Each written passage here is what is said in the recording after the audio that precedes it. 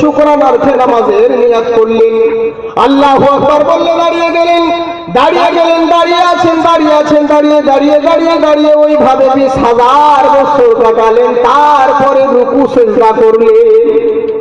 জিবরিল আলাইহিস সালাম প্রথম রাকাতে 20,000 বছর কাটিয়েছিলেন, তারপরে রুকু সিজদা করলেন। জিবরিল আমিন আবার দ্বিতীয় রাকাতের মধ্যে দাঁড়িয়ে গেলেন, আবার দাঁড়িয়ে আল্লাহু আকবার ওইভাবে দাঁড়িয়ে 20,000 বছর কাটালেন। তারপরে রুকু সিজদা করলেন। জিবরিল আমিন 2 রাকাত নামাজ আদায় করেছিলেন, 40,000 বছর কাটিয়েছিলেন।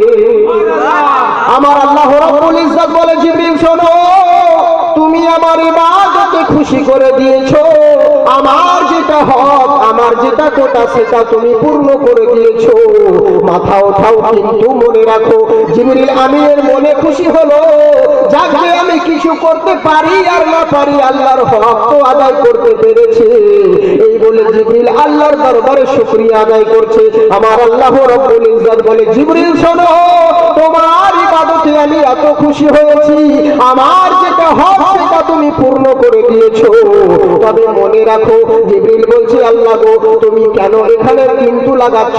আমার আল্লাহ রাব্বুল ইজ্জত বলে, জিবরিল শোনো, শেষ জামানায় শেষ নবী মুহাম্মদুর রাসূলুল্লাহ সাল্লাল্লাহু তাআলা আলাইহি ওয়াসাল্লামকে আমি দুনিয়ার বুকে পাঠাবো। সেই নবীর গুনাহগার উম্মতিরা 2 মিনিটে 2 রাকাত নামাজ তাদের শেষ হয়ে যাবে। তাতে কত রকমের ভুল, কত রকমের চুক হবে, তারা কিছুই মনে করবে না। পড়তে হয় বলে তারা পড়ে আসবে, তারা ভুল হলো কি হলো না, রুকু আমার ঠিকভাবে হলো কি হলো না, সিজদা আমার হলো কি হলো না, এইগুলো তারা মনে রাখবে না।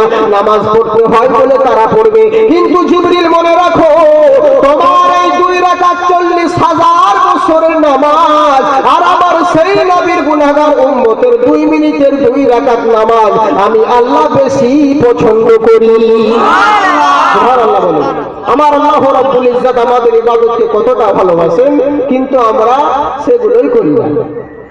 বড় আফসোসের বিষয়, আমার আল্লাহ রাব্বুল ইজ্জত বলে, ও নবী শুনুন, আপনার উম্মতেরা যারা নামাজ পড়বে, আমি আপনাকে মেরাজে নামাজ দিয়েছি 50 রাকাত, 50 রাতের নামাজ দিয়েছি। মুসা আলাইহিস সালামের সঙ্গে নবী মুস্তাফা দেখা করলেন মুস্তিকি আসমানে, একবার নয় 9 বার গেলেন। মুসা আলাইহিস সালাম বলেন, হে রাসূল, আপনার উম্মতের জন্য আল্লাহর কাছে কি উপহার নিয়ে